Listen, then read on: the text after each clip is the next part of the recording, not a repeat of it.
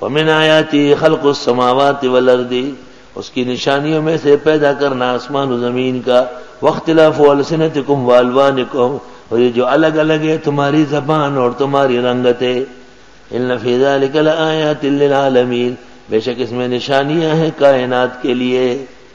عجیب بات ہے، زبانیں مختلف ہیں، کیسی رحمت ہے۔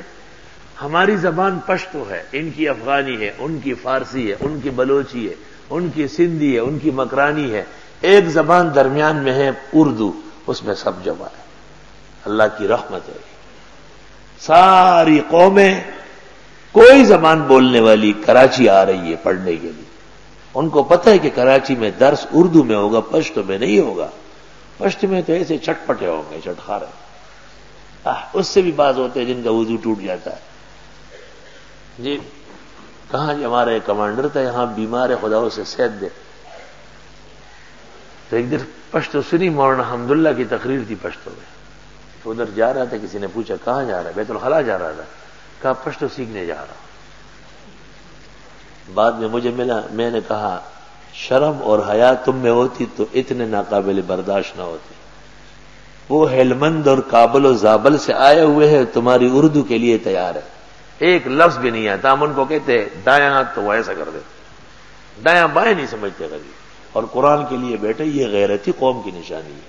علم اور قرآن کے زور سے وہ اردو فہم کرتے ہیں، اور ان کی دل بستگی کے لیے کوئی شعر، کوئی غزل، کوئی ٹکڑا شگوفہ۔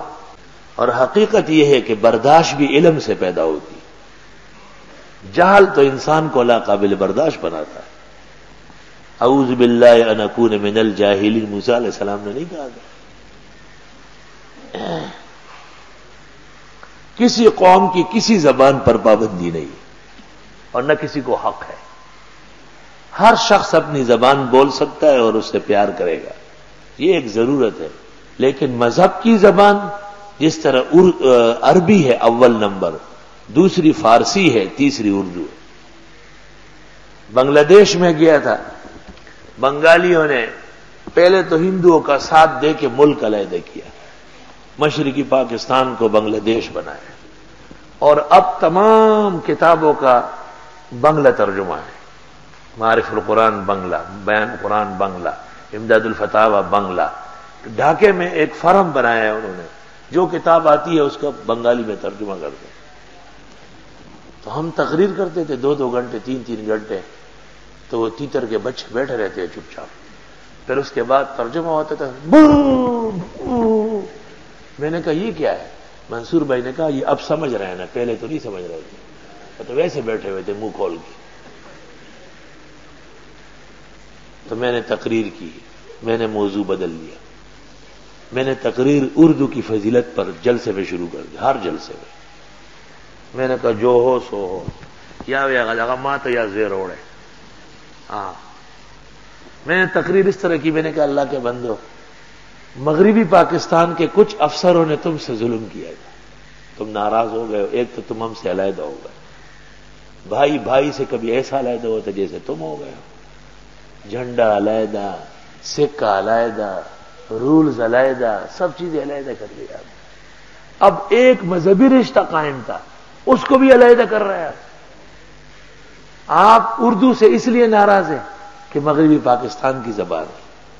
میں نے کہا یہ تو مولانا محمد قاسم نانوتوی، حضرت مولانا رشید احمد گنگوئی، حکیم الامت مولانا اشرف علی، شیخ الاسلام حضرت مدنی کی زبان ہے۔ ہم تو اس اردو کو اس وجہ سے جانتے ہیں، مغربی پاکستان کا اس میں کیا کام ہے؟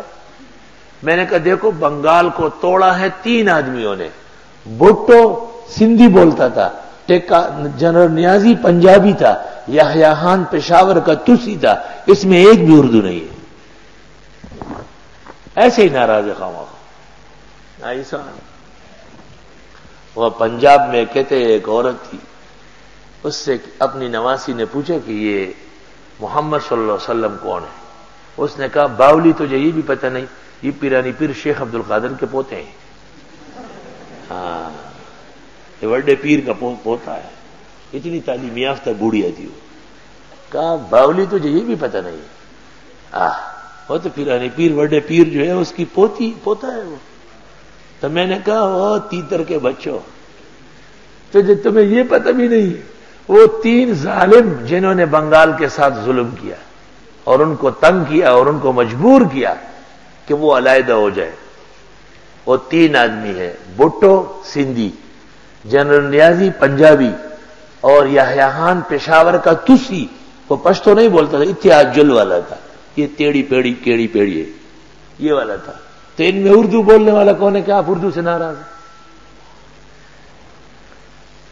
چنانچہ حسین واجد نے وہاں آرڈر پاس کیا کہ پاکستان سے 500 کمانڈوز بنگلہ دیش میں داخل ہو گئے، ہم 5 تھے کل، ایک کو 100 کے برابر جو آیت میں ہے سمجھ لیا، اور ہمارے میزبان جو تھے مولانا حبیب الرحمان سے لہٹ والے، ان سے کو تنگ کیا۔ انہوں نے مجھے کہا اس موضوع پہ تقریر نہیں کرے، میں نے کہا خدا کی قسم کہ کسی اور موضوع پہ کیا، یہاں سے گرفتار ہو کے پاکستان چلے جاؤں گا، بیان کروں گا اردو کے بجائے۔ الحمدللہ میں نے ان کو کہا کہ دیکھو اگر میں اپنی قومی زبان بولتا، مادری زبان پشتو، جیسے تم بنگالی اب بولتے ہو، تو میرے یہاں آنے کی کیا ضرورت تھی؟ تم کیسے سمجھتے ہو؟ آپ کے اور ہمارے درمیان تو رشتہ ہی اردو نے قائم کیا، تو اردو سے زیادہ محسن زبان ناممکن ہے عربی اور فارسی کے بعد۔ علماء کرام اور طلباء وہاں کے وہ تو ہمارے ساتھ ہے، وہ تو اب بھی مغربی پاکستان کے حق میں ہے، وہ تو بدنام اور متہم ہے وہاں، لیکن فساق و فجار کی اکثریت ہے، علماء طلباء کی بات نہیں، وہ تو جیسے آپ ایسے ہمارے جیسے، ان میں کوئی کمی نہیں۔